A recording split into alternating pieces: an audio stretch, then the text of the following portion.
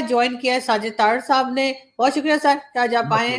Thank you sir, लोग बहुत आपको सुनना चाहते हैं, बहुत पसंद करते हैं आपके कमेंट्स, बहुत मैसेजेस आते हैं मुझे। तो आज हम जरा खुल के बात करना चाहेंगे पाकिस्तान आर्मी और इंडियन आर्मी के ऊपर भी, कि आपके ख्याल से पाकिस्तान आर्मी क्या कर रही है, कहाँ स्टैंड करती है। और अगर हम कंपेयर करें, जो मेरे ख्याल है कंपैरिजन बनता नहीं है, लेकिन फिर भी अगर हम कंपेयर करें इंडियन आर्मी को। हमें आदत है हर चीज को भारत के साथ कंपेयर करने की। आप शायद 1947 के आसपास उनको कंपेयर कर लेते, आज के हालात में आपका कोई कंपैरिजन नहीं है। उनकी आर्मी जो है वो आर्मी वाला काम कर रही है, आपकी आर्मी वापडा चला रही है, पीआईए को चला रही है, पुलिसिंग कर रही है, आपके सॉफ्टवेयर अपग्रेड कर रही है, कई लोगों के हार्डवेयर अपग्रेड कर रही है। लेकिन उनकी आर्मी जो है वो आर्मी वाला काम कर रही है। वो उन्होंने इस वक्त अमेरिका के साथ मिलकर उत्तराखंड के अंदर चाइनीज बॉर्डर से 100 किलोमीटर के फासले पे 62 माइल्स के ऊपर वो अपनी एक्सरसाइजेस कर रहे हैं।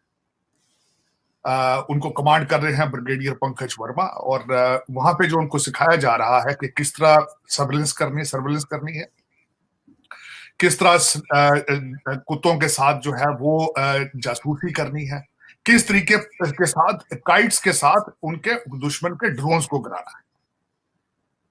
और 2002 से हर साल वो अमेरिका के साथ आता एनुअल एक्सरसाइज करते हैं, जो कि आर्मी को करना चाहिए अपने डिफेंस के लिए। हमारी आर्मी बॉर्डर पर नहीं है, हमारी आर्मी शहर के अंदर है। तो अगर देखा जाए तो एक दो मुख्तलिफ किस्म के रोल है। पुलिसिंग कर रही है, सोसाइटी को मैनेज कर रही है, जजों को मैनेज कर रही है, वीडियोस बना रही है, फाइलें बना रही है। हमारी आर्मी का जो है वो बिल्कुल, उसको मेरे ख्याल में तो नाम कुछ और होना चाहिए, क्योंकि वो आर्मी वाला काम नहीं कर रहे। सर, सॉफ्टवेयर अपडेट कर रही है। हाँ, वही तो कह रहा हूँ। वो तो बॉर्डर के ऊपर जो आर्मी बैरक्स के अंदर होती है, वो रेस्ट हाउसों में नहीं रहती। वो फौजी फर्टिलाइजर, वो सीमेंट की फैक्ट्रियां नहीं लगाते, वो प्लाटिंग नहीं करते डिफेंस और बैरियर की।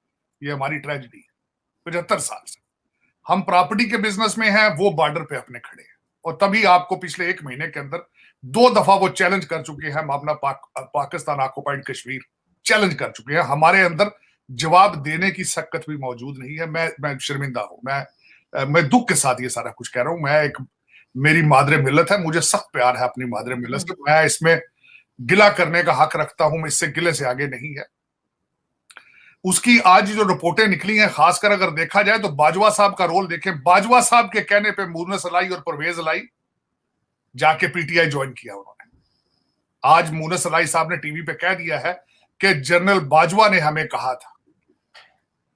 तो हमारे जो आर्मी चीफ है वो चीफ मिनिस्टर बनाते हैं, निकलवाते हैं। ये देखें, रोल देखें। और उधर जो है बॉर्डर के ऊपर उनकी एक्सरसाइज। अफसोस, सद अफसोस। मैं इस पे अफसोस के अलावा क्या कहूं। और 75 साल से ये हो रहा है। इनको अपने रोल का ही नहीं पता कि what is the meaning of army, what is. और तीन चीजें आरजू हर आर्मी वाले के कंधे पर लिखी हैं: ईमान, इत्तेहाद, तंजीम। आप सेटिस्फाई हैं? मेरा ये क्वेश्चन होगा हर आर्मी वाले से भी, बल्कि ये क्वेश्चन, क्या आप इन तीनों अल्फाज से सेटिस्फाइड हैं? ईमान और इत्तेहाद और तंजीम से सेटिस्फाइड? नए आर्मी चीफ आए हैं, उनसे उम्मीदें वाबस्ता हैं, अच्छे स्टेप्स ले रहे हैं। मेरा ख्याल अल्लाह करे आगे भी लेते रहें और फौज को फौज बनाएं। जिस तरह मैं हमेशा ये दुआ करता हूं, या मेरे मालिक पाकिस्तान को पाकिस्तानी लीडर दे यार। ये जो इंपोर्टेड लुटेरे, जो फॉरेन डुअल सिटीजन लुटेरे हैं, इनसे जान छूटे पाकिस्तान की। और सर, फौज भी तो खाना कमाना छोड़े। नहीं, वो इतने फौज, मेरी अर्ज थी कि फौज, या मेरे मालिक फौज को फौज बना। ये वापदा से जान छुड़ा इनकी। इनको क्या कि पीआईए ना उड़ाए, ये फाइटर जहाज उड़ाए। और उड़ पीआईए भी नहीं रहा इनसे। वो एयर मार्शल है, पीआईए उससे भी नहीं उड़ रहा भाई। वो फिर उससे भी नहीं उड़ रहा है इस वक्त। अगर मैं मेरी मादरे मिल्लत की हालात बताऊं, कल मैंने एक आर्टिकल पढ़ा है, एम्बेसियों को तनख्वाहें देने के लिए डॉलर मौजूद नहीं है। लेकिन किसी भी इस जालिम जो रूलिंग एलीट है उसके माथे पे बल नहीं है।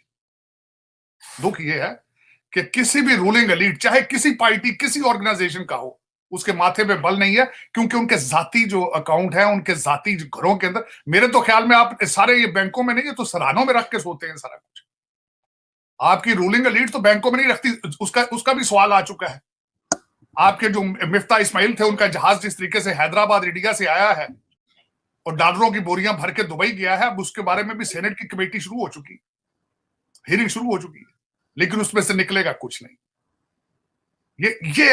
ये मैं इसी बात पे चीखता हूं, इसी बात पे रोता हूं कि जब आपके वो वजीर थे मिफ्ता इस्माइल साहब, और इस वक्त बहुत बड़ी कंट्रोवर्सी है कि भारत के हैदराबाद से आता है एक चार्टर्ड त्यारा, उसके अंदर 2 अमेरिकन सिटीजन है, 3 क्रू है उसके अंदर, 12 टैची केसेस उसमें भर के डाले गए और कोई स्कैनिंग नहीं हुई है। और उनकी फैमिली को लेकर जब वो वजीर थे तो दुबई हुए।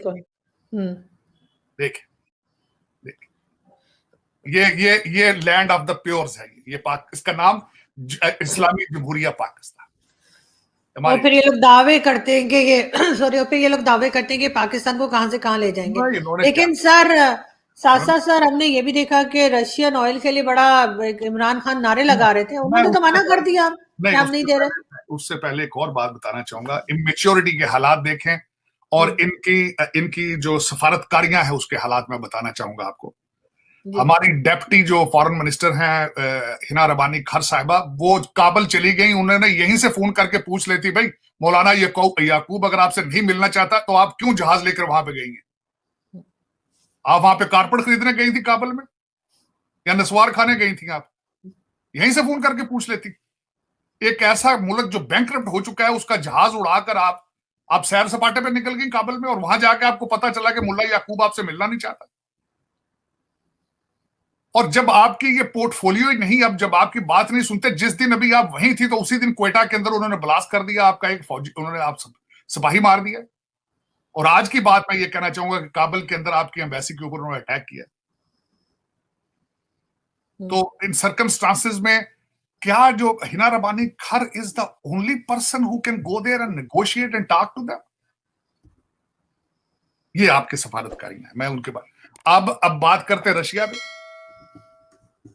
रशिया में मलक तसद्दक साहब गए, अपना लेकर स्टाफ वहां पे गए, और यहीं से फोन पूछ लेते हैं यार फोन पे कि आपके पास गुंजाइश है तो हम आए मास्को, हम आए 50 लोगों का डेलीगेशन साथ लेकर आए, तो क्या अपने रशियन एम्बेसडर से पूछ लेते भाई, वहां जाके मास्को में पता करने की क्या जरूरत थी कि हमारे पास तुम्हें देने के लिए तेल मौजूद नहीं है, आप हमें डेफर्ड पेमेंट पे पैसे तेल दोगे या नहीं दोगे, खैरात डालोगे या नहीं डालोगे? ये एम्बेसडर बता देता मास्को का आपका। सर ये तो 40 और 30% डिस्काउंट भी मांग रहे थे ना? नहीं, डिस्काउंट तो वो दुनिया सबको दे रहे हैं, लेकिन वो कैश पे देते हैं, खैरात में तो नहीं डालते ना वो। ये तो जाते हैं, कहते हैं अल्लाह के नाम पे दे दो यार, हमें, हम भूखे लोग हैं, दे दो। अब दूसरा, उसमें वजीर आजम साहब जो है उनका कोई किसी चीज में अमल दखल नहीं है, लेकिन उन्होंने कहा है जो COP 227 है समिट, उसके अंदर लॉस और डैमेज में हमें पैसे दिए जाए, क्योंकि नवाज शरीफ सर्दियां आ गई हैं, नवाज शरीफ साहब और उनके बच्चों ने शॉपिंग करनी है हैरल्ड्स में, लंदन में, वो पैसे देंगे। बिल्कुल किसी ने, मैं दुख के साथ कहूंगा कि किसी चैनल पर आजू आपने देखा हो कि सैलाबजद खान के बारे में किसी ने बात की हो, किसी ने कहा हो कि उनकी रिहेबिलिटेशन का क्या होगा, वो जिंदा हैं, मर गए हैं, कहां गए? इस वक्त आपका सिर्फ और सिर्फ रूलिंग एलीट की लड़ाई शुरू है इस वक्त लाहौर और इस्लामाबाद में। सिर्फ और सिर्फ परवेज अलाई जो है वो दूल्हा बन के फिर रहे हैं, और वो पंजाब असेंबलियों के ऊपर झगड़ा हो रहा है। तो सर आपके फॉरेन मिनिस्टर भी तो $3,500 के जूते पहने हुए नजर आए हैं, उनके जूते की कीमत आ गई है। जवाब है, पहन सकते हैं, करोड़ों रुपया। जरदारी साहब तो, मेरा मकसद है, वो तो जरदारी साहब वो तो सोने के जूते भी पहन सकते हैं, उनको क्या, वो कौन सा पाकिस्तानी है, उनको क्या पता पाकिस्तान क्या है, दुख है, दर्द है, क्या है। ये तो आप कहते हैं $3,500, ये तो 5-5 लाख डॉलर की इनकी जो औरतें हैं, इनकी जो ये रूलिंग एलीट की, वो बैग लेके फिर रही हैं हरमीज के।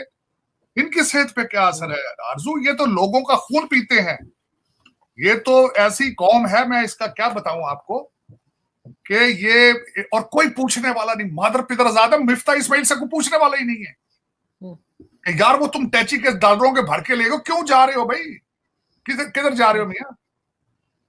और जहाज भारत से उड़ के आया है,